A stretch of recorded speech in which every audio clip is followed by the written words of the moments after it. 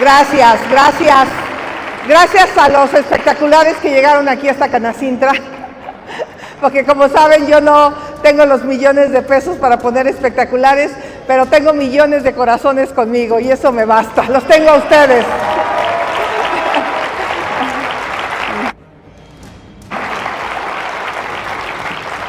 Como ustedes saben, yo soy empresaria, tengo 32 años de ser empresaria, sé lo que es pagar una nómina, sé lo que es pagar impuestos, sé lo difícil que es empezar un negocio. La historia ya la conocen, yo llegué a la Ciudad de México a los 17 años a soñar con ser ingeniera. Llegué a Iztapalapa a vivir en un cuarto de lámina, huyendo de la pobreza, huyendo de la violencia en mi estado, en el estado de Hidalgo.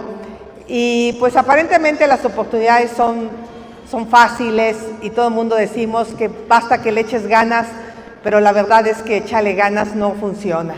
Yo tuve la enorme fortuna de conseguir un trabajo de telefonista, trabajaba en una empresa que vendía papelería, pero pues desde las 7 de la mañana que me ponía la diadema hasta las 3 de la tarde que salía, pues era trabajar de manera intensa y tenía que estudiar la carrera de ingeniería, ganaba 2,500 pesos de telefonista.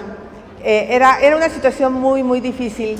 Yo cuento esta historia porque creo que es como muy claro para poderle contestar al actual presidente de la República de que cómo se le hace si vendías gelatinas y tamales a los 8 años para volverte la empresaria del año en 1994, pues chingándole, trabajándole, echándole ganas.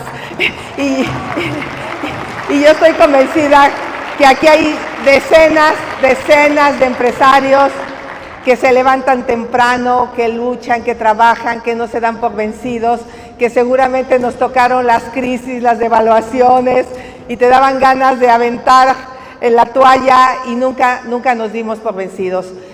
Justo yo logré conseguir una beca en la Facultad de Ingeniería de esos temas de los que hoy hablamos tanto.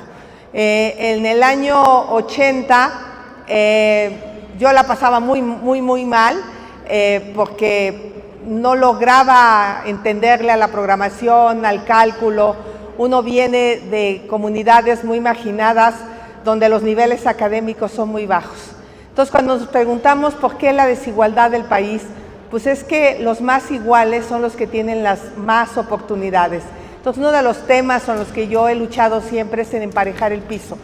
Y a mí lo que me empareja el piso es justamente una beca en el Centro de Cálculo de la Facultad de Ingeniería. Una beca que me permite estar de tiempo completo en la universidad, que me permite aprender todos los lenguajes de programación habidos y por haber, C, COBOL, Fortran, Algol, empecé a meterme a sistemas expertos, a bases de datos, y eso hizo que en el quinto semestre yo pudiera conseguir un trabajo que pasé de ganar 2,500 pesos a 50,000 pesos como programadora. O sea, creo que la clave de la que hoy yo quiero hablar es justamente de la educación. ¿Qué es lo que hace que tengamos mejores empleos? Pues hace que le apostemos a la educación y no necesariamente a la educación formal, a la educación técnica.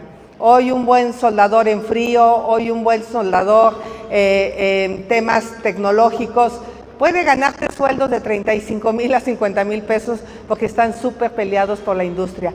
Entonces yo en ese momento entendí la importancia de haberme educado y de ahí para adelante me comí el mundo. Me comí el mundo porque pude no solo ayudar a mis padres, ayudé a mis hermanos, le fue bien a la familia, porque cuando a alguien en la casa le va bien a toda la familia. Esa es una realidad. Por eso tenemos que lograr revertir estos niveles de desigualdad en nuestro país con dos temas. Uno, lo que ustedes hacen, generar empleos, generar riqueza, porque ustedes son los responsables de esa generación de riqueza en el país. Y la otra, los gobiernos lo que tienen que hacer es emparejar el piso para los que menos tienen puedan acceder a la educación y por lo tanto tener un buen empleo. Hoy hablaba con muchas personas en la central de abastos en la mañana y muchos de los que están cargando la fruta, de los que están vendiendo, me contaban que su sueño es que sus hijos puedan ir a la escuela, que están aquí en Querétaro, porque en Querétaro hay buenas oportunidades. Muchos vienen de Michoacán, me encontré hidalguenses, me encontré guanajuatenses, que están aquí con el sueño de que sus hijos tengan un mejor futuro. Y eso es lo que yo realmente creo y pienso, pero para eso necesitamos hacer una serie de acciones. Una vez que salgo de la universidad, trato de poner mi empresa, mi negocio de tecnología, y pues ningún banco me quiso prestar dinero, porque obviamente no tenía que dejar en garantía. ¿Cómo le hacemos para que todos esos emprendedores que hay en el país, ahora que ya no tenemos el Instituto Nacional del Emprendedor, puedan empezar sus negocios? Yo tuve la fortuna de encontrarme a Pairó, de LP Ventas, que me dio fiado 2 computadoras y un plotter. Y con eso nació el negocio de ingeniería de High Tech Services, y a los 2 años, AMGE me hace la empresaria del año, porque a los 2 años tenía yo proyectos por cientos de miles de dólares. Imagínense cuántos jóvenes están esperando esa oportunidad. Entonces tenemos que volver a ser un país que le apueste a los emprendedores, un país que crea en los jóvenes, que crea en los empresarios. Y bueno, finalmente la empresa tiene 32 años, ya no estoy yo en la empresa, está mi hija. Yo sí puedo decir de qué trabajan mis hijos, por cierto.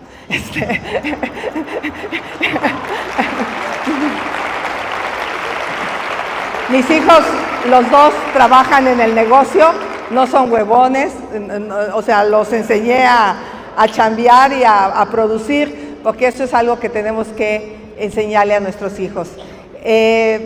Como empresaria, desarrollé todo un proyecto social en favor, lo que decía la exministra, en favor de niños indígenas que sufrían desnutrición.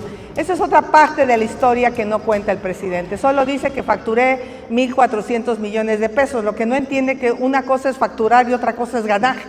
O sea, que a lo facturado hay que quitarle el costo de los equipos, la instalación, los materiales, la mano de obra, los impuestos, y ya, cuando bien te va, pues te quedas un 7-8% de utilidades, y luego viene el COVID y te jode y ya perdiste todo. Entonces, cuando me fue muy bien, creé una fundación, la Fundación Porvenir, que su misión era apoyar a niños indígenas que sufrían desnutrición. Yo llegué a la montaña de Guerrero, mucho antes de lo que fui funcionaria. Llegué a San Juan Petlapa caminando a Oaxaca para llevar la papilla, no había carretera. Me encontré muchísimas cabeceras municipales que no tenían carretera, que no tenían electricidad. Ayer que estuve en Nayarit, me encontré gente de la Yesca, gente del Nayar. Todas esas regiones no tenían electricidad, y contrasta de que ahí tenemos grandes presas hidroeléctricas. ¿Por qué esa desigualdad? ¿Por qué esa injusticia cuando ahí tienes generación eléctrica, y por qué las regiones no tienen energía? Y me tocó pelear con mi querido Paco Gil, porque era el de la hacienda, y pues me dijo el presidente, ¿cuánto cuesta electrificar esta zona? Le dije, pues 300 millones, de ese entonces, ¿no? Y me dicen los de Hacienda, no, pues 300 millones para electrificar a 3,000, 4,000 personas es demasiado dinero. Le dije, si no te estoy preguntando, es a huevo, güey, porque vamos a poner la luz eléctrica, y creamos el fondo de infraestructura más alto de la historia del país. Llegó a tener 12,000 millones de pesos este fondo de infraestructura, y con eso electrificamos a 2 millones de personas indígenas que no tenían electricidad. Construimos carreteras como la Ruiz-Zacatecas, que permitió llegar a la zona de Jesús María en tan solo 3 horas en lugar de 12 horas de camino. Construimos la carretera del Mezquital a Guazamota-Tepic, que también le acortó a los tepehuanes horas de camino. Construimos la carretera de Guadalupe y Calvo a Huachochi, que pasa por Baborigame, que le recortó 12 horas de camino. Y eso significaba que cientos de mujeres murieran de parto. Yo tengo una imagen de mi madre moliendo el metate, lavando la ropa a mano, y cuando la luz eléctrica llega a las comunidades, las mujeres se liberan. Las mujeres pueden tener una licuadora, las mujeres pueden tener una lavadora, las mujeres pueden tener un refrigerador para no cocinar todos los días frijoles. O sea, el impacto de la infraestructura es fundamental, no solo la infraestructura para las grandes exportaciones, aquí vamos a hablar de puertos, aeropuertos, allá hablábamos de la infraestructura básica. Y eso fue el trabajo que hice con Fox, ese trabajo de integrar a las regiones indígenas a un posible desarrollo. Hoy que hablamos del tren transísmico en Oaxaca, claro que es un avance importante, pero tenemos que también hablar de gas en Oaxaca y en Chiapas, si no, pues no va a ser posible que esta zona del país pueda integrarse al desarrollo industrial. Conozco México como la palma de mi mano, he viajado por todo el país, por todas las regiones más pobres, y aquí es a donde yo quiero hacer un primer planteamiento de por dónde podemos crecer la economía de nuestro país. Lo que yo he planteado en mi calidad de senadora es que hay 10 temas en los que tenemos que, de alguna manera, enfocarnos si queremos este México que todos soñamos. El primer tema que yo he planteado es Estado de Derecho. Hoy que la Suprema Corte de Justicia está bajo el ataque del Ejecutivo. Por supuesto que nunca voy a estar de acuerdo con el exceso de privilegios, pero tampoco voy a estar de acuerdo que se atente contra los derechos laborales de los trabajadores.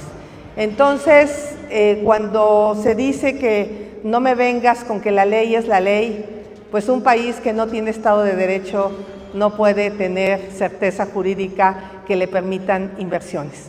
Ustedes como empresarios, ¿qué le piden a un gobierno? Que les dé certeza jurídica. Yo me pongo en los zapatos de todos aquellos que confiaron en una ley de la industria eléctrica, que invirtieron muchísimo dinero y que hoy el SENACE no los conecta, hoy la CRE no les da los permisos y hoy tienen inversiones millonarias paradas, cuando por otro lado al país le está haciendo falta energía. Entonces, la ley sí es la ley, y creo que estos cambios en el marco jurídico han creado desconfianza en nuestro país. Y otro tema en este marco que a lo mejor no se atreven a decir es la extorsión por parte de las autoridades hacia los empresarios. Tratar de sacar un permiso local, tratar de sacar un permiso estatal y luego sacar un permiso federal. Un caso claro son los transportistas, que tienen una licencia federal, pero luego en cada estado, en cada municipio, tiene que cumplir con estándares municipales distintos a los que les exigen a nivel federal. Entonces tienen que andar ahí dando recursos fuera de la ley, si no, simple y sencillamente no los dejan trabajar. Necesitamos terminar con la extorsión por parte de las autoridades locales, estatales y federales en materia de permisos. Tendríamos que hacer un sistema mucho más eficiente de reglas para que abrir un negocio en el país sea sencillo. Hace unos meses yo le señalaba a la secretaria Nale un contrato que se hizo para hacer la plataforma de Dos Bocas. La empresa se creó una semana antes y en una semana ganó un contrato de cerca de 5,000 millones de pesos. ¿Quién logra crear una empresa en una semana, darla de alta en el Seguro Social, conseguir la FIEL en la Secretaría de Hacienda, sacar todos los permisos? ¿Quién? Solo alguien ligado al gobierno. Y bueno, ahí están las consecuencias. Tenemos una plataforma de Dos Bocas que se inunda, ¿no?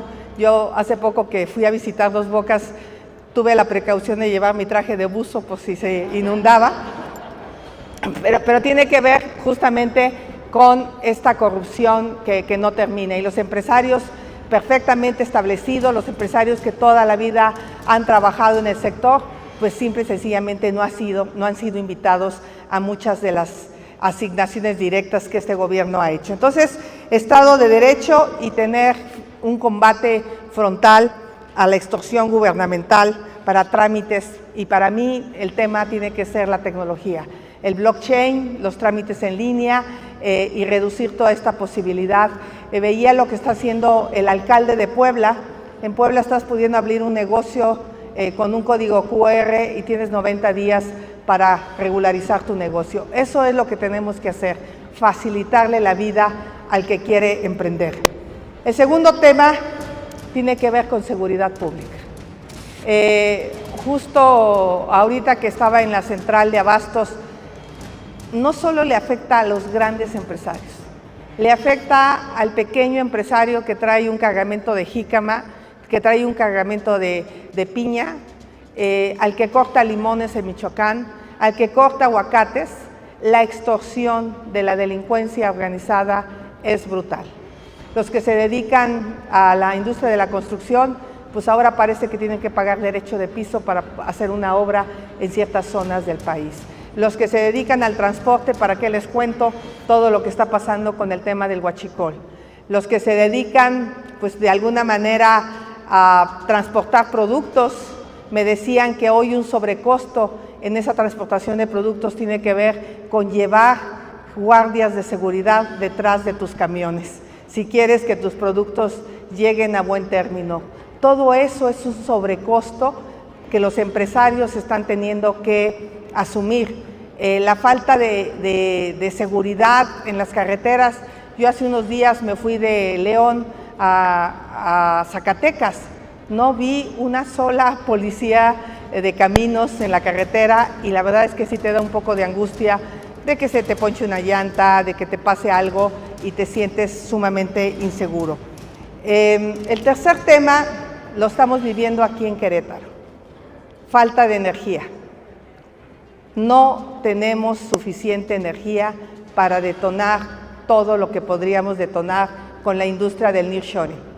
Por supuesto que Querétaro está siendo un destino súper importante por un tema de seguridad, hay que decirlo claramente, por un tema de infraestructura, por un tema de certeza jurídica. Aquí en Querétaro te da confianza, y no porque, la verdad es que quiero mucho al Curi, pero la verdad es que aquí, mi querido Pancho Domínguez, tú también contribuiste mucho a esto que está pasando hoy en Querétaro, a tener esta certeza jurídica, esta infraestructura, pero no hay energía en Querétaro. Por eso el gobernador ha tenido que adquirir una deuda para hacer una línea de transmisión y poder tener energía eléctrica en Querétaro. Pero el grave problema que tenemos es que hay ciertas industrias que solo quieren energía limpia, que no pueden relocalizarse si no tienen energía limpia por sus estándares de emisiones a nivel internacional. Ahí yo como senadora he hecho una propuesta para subir la capacidad de energía distribuida, al menos 1 mega, generarlos con energía distribuida, ya sea solar, o autoabasto o cogeneración. Esta iniciativa no ha pasado porque pareciera que el actual gobierno no entiende de qué se trata el tema energético. Les voy a dar un dato que me parece sumamente peligroso. La capacidad instalada en el país es de 87 gigawatts. Y obviamente cuando te das cuenta que la demanda máxima fue de 53, pues todo el mundo cree que tenemos una reserva brutal, pero no es cierto, porque la capacidad disponible solo es de 56 gigawatts por lo vieja que son las plantas de generación de la CFE, porque son plantas de ciclo abierto que tienen muy poca eficiencia. Entonces estamos a punto en México de tener serios problemas energéticos. Entre 3 y 4 gigas tenemos de capacidad real disponible para el crecimiento.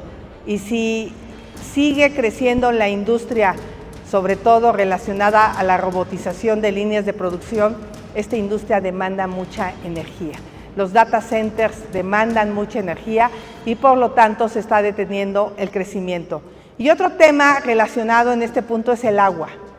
O sea, ya también hay ciertas industrias, por ejemplo la de semiconductores, que podría relocalizarse en estas regiones, pero la falta de agua hace prácticamente imposible traer este tipo de industrias. Entonces ahí lo que tenemos que hacer es toda una estrategia de tratamiento de agua. Agua hay. Vean nomás la cantidad de agua que llega al Valle del Mezquital, que va del sistema Cutzamala, pero no la tratamos. Necesitamos tratar las aguas residuales y reutilizarlas tanto en la vivienda como en la industria.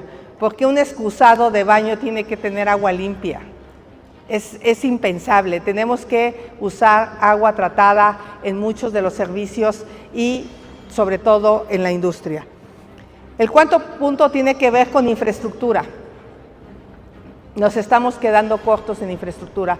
Este presupuesto de egresos que se está aprobando, pues invierte mucho en dos obras, que es el Tren Maya, Dos Bocas, pero realmente no está invirtiendo en carreteras, no está invirtiendo en puertos, en aeropuertos, en ductos de gas, en líneas de transmisión, sobre todo nuestros cruces fronterizos con Estados Unidos están sumamente saturados y en ese sentido sí necesitamos reorientar el gasto público o abrir ciertos sectores a la inversión privada.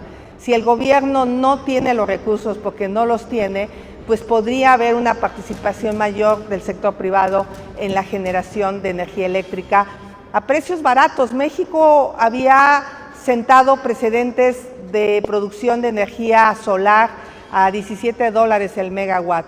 Y hoy pues todo eso se ha dejado de producir. Hoy la CFE está comprando en suministro básico energía muy cara que proviene del combustóleo a la CFE misma, porque son juez y parte, por un tema disque de confiabilidad, porque piensan que las energías renovables no son lo suficientemente confiables, cuando hoy podríamos ya pedirle a los generadores de energía solar almacenamiento, por ejemplo, y con eso podríamos resolver un problema fuerte de confiabilidad o respaldos con gas.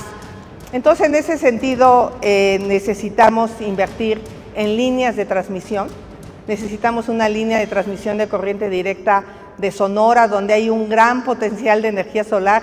Ya quisiera Alemania tener los niveles de asoleamiento que tenemos en México y podríamos ser una verdadera potencia en generación de energía solar en nuestro país, pero necesitamos tener una visión mucho más objetiva y menos dogmática.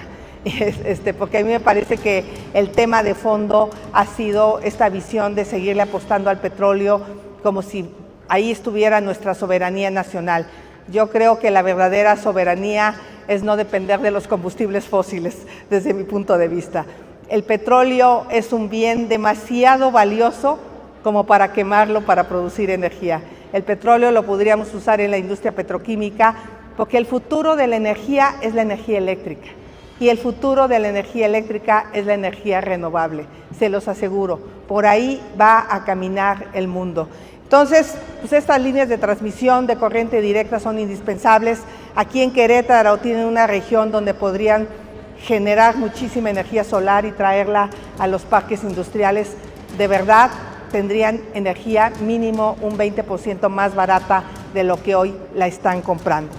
El punto 5 tiene que ver con algo importante, con lo que yo les contaba de mi historia, con capital humano. Por supuesto que los empleos que se van a relocalizar en México tienen que ver, obviamente, con lo que Querétaro está haciendo muy bien, que es la electromovilidad, que es la aeroespacial, que es la industria de la robótica, de la inteligencia artificial, de los semiconductores, que tiene que ver con la industria del entretenimiento. ¿Se han puesto a pensar que hoy los nuevos coches que van a ser autómatas, que van a manejar por ustedes, el entretenimiento que va a haber dentro de un automóvil en materia de cine, video, audio, todo eso se está desarrollando aquí en Querétaro? Todos estos autos del futuro muchos de los conceptos tecnológicos se están desarrollando aquí en Querétaro. Entonces necesitamos más ingenieros en carreras STEM, más ingenieros con especialidad en mecatrónica, obviamente ingenieros industriales, pero también ingenieros expertos en desarrollo de software y otras habilidades. Hace unos días el gobernador de Oaxaca se enojó conmigo porque hice un comentario que no tiene nada que ver con algo peyorativo, sino tiene que ver con la realidad. Los estados que más tienen educación superior solamente son Nuevo León, Guanajuato, Querétaro, Tamaulipas, Chihuahua, que le han apostado muchísimo a las carreras de ingeniería. Es a donde la industria se está relocalizando. Entonces, y donde vemos cuáles son los estados con mayor nivel de educación superior: Guerrero, Oaxaca, Chiapas. Entonces, efectivamente, estos estados pueden tener agua. Chiapas tiene agua, pero si no tiene gas, y si no tiene ingenierías, y si no tiene inversión en capital humano, pues difícilmente las industrias se van a relocalizar en estas regiones. Entonces, sí necesitamos que el sur del país se desarrolle, sí necesitamos invertir dinero, y es a donde podríamos hacer inversiones inteligentes. Si el norte del país está lo suficientemente desarrollado, pues invertir menos dinero en estos temas en el norte y relocalizar el dinero a donde lo tenemos que hacer. Pero se lo estamos dando a Pemex. Pemex tiene pérdidas de 900,000 millones de pesos. O sea, ¿quién quiere seguir perdiendo su dinero de los mexicanos? ¿Y saben por qué pierde Pemex? Porque está obsesionado con la refinación. Está obsesionado con seguir invirtiendo donde no debería de invertir. Ahorita se le acaba de quitar impuestos a Pemex, o sea, dices que bueno para que le pague a sus proveedores, porque está súper endeudado. Pero si no replanteamos Pemex, no vamos a tener dinero para reducir la pobreza. Vamos a seguir gastando el dinero de los mexicanos donde no lo debemos de gastar. ¿Qué tiene que hacer Pemex? Tiene que modernizarse. Pemex tiene que entrar, yo he dicho que tiene que ser EMEX, que tiene que ser energías mexicanas, porque no solo es el petróleo. Hoy está el tema del hidrógeno, hoy está el tema de la captura de carbón, hoy están posibilidades de Pemex en la geotermia. O sea, Pemex podría ser una empresa mucho más rentable, pero tenemos que darle ese enfoque de modernización a Pemex y a la propia CFE. La propia CFE tiene que ser una empresa mucho más eficiente porque hoy está perdiendo dinero. Entonces, yo estoy de acuerdo que la manera de desarrollar el sureste pues tiene que ver con infraestructura, pero tiene que ver también con apostarle a la educación. Si no le apostamos a la educación, no vamos a poder llevar las empresas que quisiéramos tener en el sur y el sureste de México. El punto 6 que yo he propuesto como senadora es gastar el dinero de manera inteligente. Y por eso hicimos esta propuesta de un presupuesto para todos, porque nos preocupa el nivel de endeudamiento que se está generando y a dónde se están yendo los recursos. Están asignando 170,000 millones de pesos para la Secretaría de Energía, pero no nos dicen para qué. Seguramente van a terminar en Dos Bocas. Dos Bocas nos dijeron que iba a costar 8,000 millones de dólares. Llevamos gastados 18,800 millones de dólares, solo en Dos Bocas. Cerca de 400,000 millones de pesos. Y si todavía le van a meter otros 170,000 millones de pesos, amenazan con que Dos Bocas va a costar al menos 25,000 millones de dólares. ¿Se imaginan lo que pudimos haber hecho como país con 25,000 millones de dólares? Pues al menos comprar 3 en Deer Park por 6,000 millones de dólares y tener la capacidad, o no sé, invertir en las refinerías que ya teníamos para llevarlas del 50 al 90% de producción. Pudimos haber hecho muchas cosas más inteligentes. A mí no me queda claro qué pasa en Dos Bocas, pero a mí me queda claro que alguien es muy güey y además está robando el dinero. Porque no puede ser, a ver, uno de ustedes, de sus empleados, que le proponga un proyecto que cueste 3 veces su valor. ¿Qué harían? Lo corren. Aquí la están premiando para ser gobernadora de un estado, pero yo espero que los veracruzanos se den cuenta de lo que ha hecho.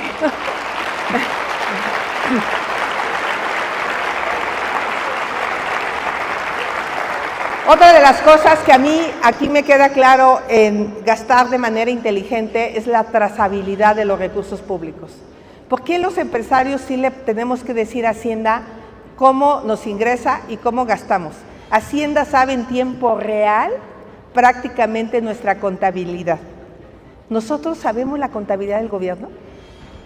No sabemos en qué se gasta el dinero. Necesitamos que el gobierno transparente de manera absoluta cómo gasta el dinero. Traten de investigar los contratos de Dos Bocas.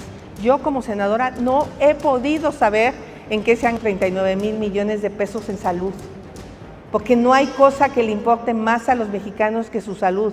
Hoy hay 50 millones de mexicanos sin seguridad social. Todos los de aquí somos empresarios. Todos hemos escuchado de nuestros empleados que una cita en el Seguro Social te puede tardar 3 meses, que una cirugía en el Seguro Social te puede tardar 1 o 2 años. Pero eso sí, te atrasas un día con el Seguro Social y al otro día te están asegurando tus cuentas y te están embargando la empresa. Y entonces nosotros no podemos pelear y protestar que haya buena atención. Es una tragedia lo que pasó en el Seguro Social de Ciudad del Carmen, donde la falla de un elevador mató a una niña que iba a entrar a cirugía. ¿Y dónde estaba la empresa? ¿Quién sabe? Empresa patito, como hoy lo que está pasando en el gobierno. Y ya ni siquiera les hablo del ISSSTE, porque bueno, está igual o peor que el Seguro Social. Entonces, en ese sentido, también nosotros estamos planteando en este presupuesto para todos una inversión en materia de seguridad pública. Necesitamos darle dinero a las policías municipales, estatales y que la Guardia Nacional realmente funcione en materia de seguridad. Hoy en la mañana un señor me decía, es que siempre ha estado mal la seguridad. No, nunca había estado tan grave como ahora. 166,000 personas asesinadas es algo totalmente inaceptable. Entonces, ahí también nosotros estamos proponiendo que haya recursos para ciencia y tecnología. Necesitamos apostarle más a investigación, apostarle a economía para que apoyen a las micro y pequeñas y medianas empresas que todavía no salen del hoyo. Échenle un ojo a la propuesta que estamos haciendo en la Cámara de Diputados, pero la verdad es que lo que estamos también proponiendo, que es mi punto 7, un manejo responsable de la economía. Están endeudando el país. 2 billones de pesos de deuda. 2 billones. ¿Dónde está la trampa? Que están poniendo un precio del petróleo en $54, cuando al día de ayer se vendía casi en $84 cada barril de petróleo. Un diferencial de $27 en el precio del crudo, que seguramente va a ir a un cochinito, con todo respeto para Sheinbaum, porque no va a ser un cochinito para los mexicanos, va a ser un cochinote para tratar de dar recursos públicos en pleno proceso electoral. El punto 8 es reducir la desigualdad. Aquí hay 2 caminos. Hay quien dice que para reducir la desigualdad hay que quitarle a los que tienen mucho. Hay quien dice que hay que darle más a los que no tienen. Yo digo que son las 2 cosas. Que los que tienen mucho estarían dispuestos a pagar bien, porque muchos no pagan sus impuestos, porque piensan que el gobierno se lo roba y en gran parte tienen razón. Si hacemos esa trazabilidad de los recursos públicos, pero los que no tienen, yo estoy convencida que quieren salir adelante con su esfuerzo y con su capacidad. Lo que tenemos que asegurar es que los que no tienen tengan acceso a educación. Su servidora construyó 10 universidades interculturales bilingües cuando fue funcionaria federal. Debería de haber 30 universidades interculturales bilingües en este momento, pero ese proyecto se detuvo. Tenemos que seguirle apostando a salud, educación, pero sobre todo a la capacidad de trabajo de los mexicanos.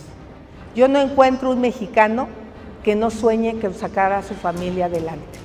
Esta idea de que aspirar es algo negativo, lo tenemos que cambiar. La gente sí aspira. Yo, mi única aspiración que tenía cuando salí de mi pueblo era sacar a mi madre de la pobreza. Y qué bueno que la tuve, porque lo logré. Y yo estoy segura que miles de mexicanos quieren lograr salir de la pobreza, pero lo que están esperando es esa oportunidad. Y es ahí donde tenemos que trabajar de manera conjunta el sector privado con la sociedad civil.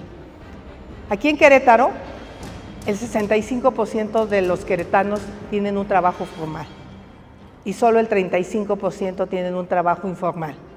Y cuando medimos la pobreza laboral, ¿dónde creen que está la pobreza laboral? En los trabajos informales. A medida que las personas se integran a la formalidad, mejora su ingreso. Oaxaca, el 90% de los empleos son trabajos informales. Ahí es a donde tenemos que trabajar. Reducir la pobreza tiene que ver con derechos. Derechos a la salud, derecho a la educación, derecho a la seguridad, derecho pues a tener una vida, pues yo digo, sobre todo las mujeres, libres de violencia. El gran tema es cómo le hacemos para parar tantos asesinatos de mujeres. Todos los días asesinan entre 10 y 11 mujeres diarios. Y eso es algo que no puede suceder. El punto 9 que plantea una servidora es desarrollo regional sostenible con identidad. ¿Qué tiene que ver? No es lo mismo Nuevo León que Oaxaca. No es lo mismo Querétaro que Chiapas. Hay culturas distintas y aquí se sacó de contexto un comentario que yo hice en uno de los foros en los que participé, donde contaba la anécdota donde yo iba en un avión con Vicente Fox hacia Chiapas y iba un empresario que me estaba dando la clave para acabar con la pobreza en Chiapas. Y me dijo, mira, Xochitl, vamos a poner 15 maquiladoras, vamos a contratar a 20,000 personas, el gobierno va a poner tantos millones de pesos para comprar los terrenos, yo voy a poner las máquinas, las mujeres van a venir a trabajar desde las 8 de la mañana a las 7 de la noche. Ya, me está diciendo que no. Pues claro que no, claro que no. Y le dije, oye, eso no va a funcionar, menos en San Cristóbal. Las mujeres hacen este bellísimo huipil en telar de cintura 2 horas en la mañana, van a dejar a sus hijos a la escuela, regresan, cocinan, hacen otras 2 horas de telar de cintura. Es otra cultura. Le dije, eso no va, no, es que tú no sabes nada, tú no entiendes de negocios. Ok, fracasaron las maquiladoras, claro que fracasaron. Y el presidente dice, es que Xochitl acaba de decir que los chiapanecos no trabajan. No, yo no dije eso. Yo dije que tienen otra cultura en el trabajo. Y si no lo entendemos, y si no entendemos que el sureste mexicano es distinto al norte del país, no estamos entendiendo nada. ¿Qué me funcionó a mí? Me funcionaron los proyectos ecoturísticos. Ahí está el Chiflón, ahí están las nubes, ahí está Frontera Corozal, ahí están las guacamayas, ahí están proyectos exitosísimos donde las comunidades indígenas operan y administran este tipo de proyectos. Funcionaron todos estos centros de capacitación para mejorar los textiles de las mujeres indígenas. Mejoraron estos centros de agroecología productiva para hacer miel orgánica, café orgánico y ciertos productos que tienen un valor agregado, inclusive cacao orgánico.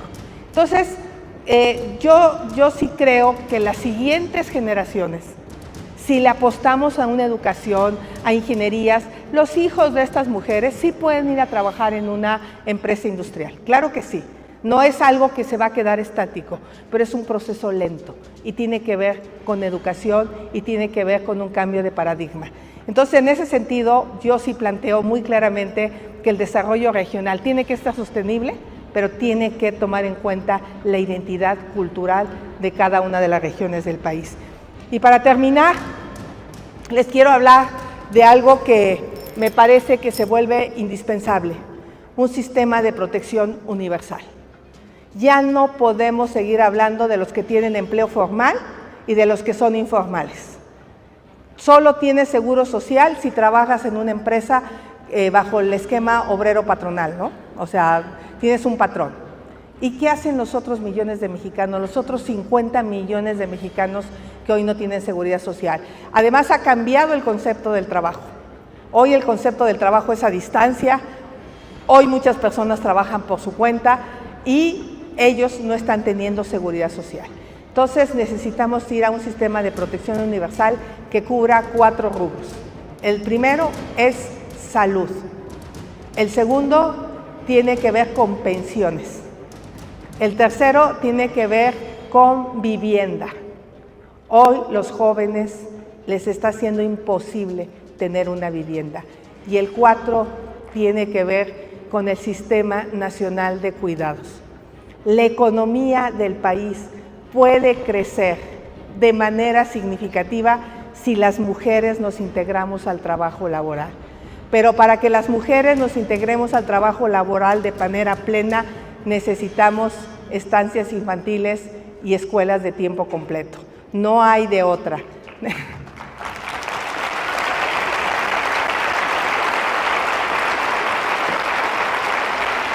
¿Cuánto me falta?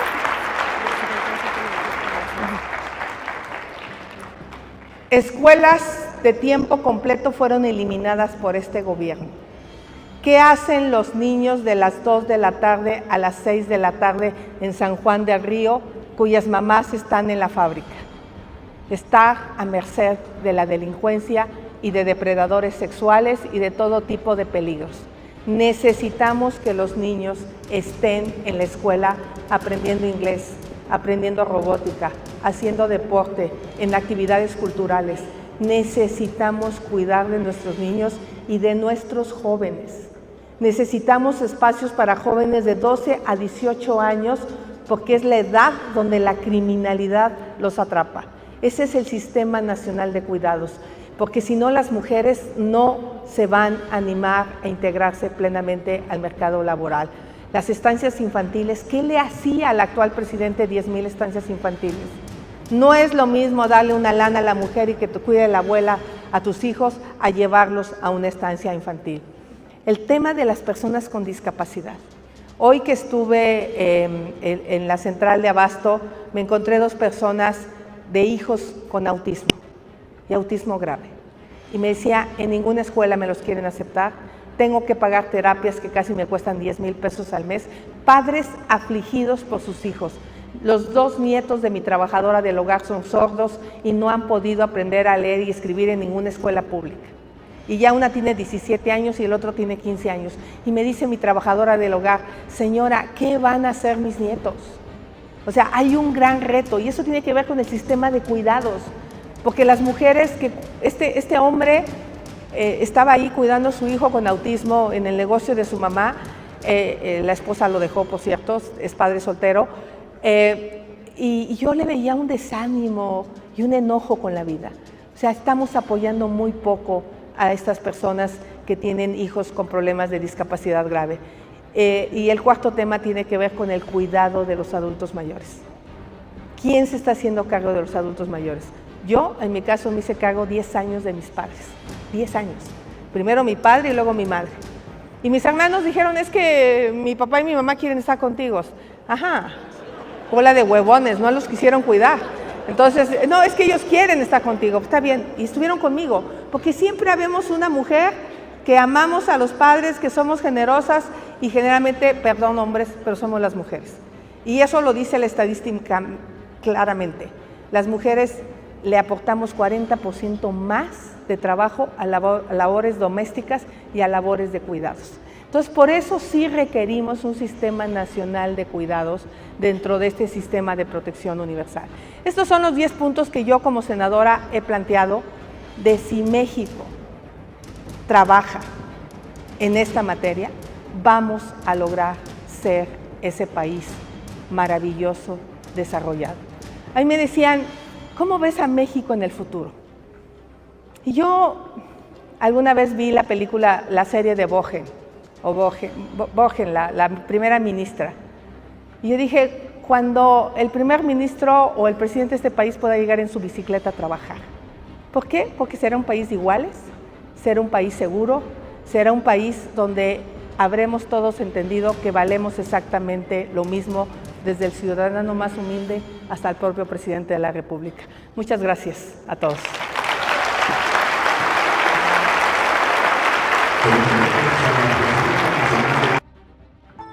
Síguenos en Twitter, @feelingmx y en nuestra fanpage en Facebook, laestaciondelamor.net.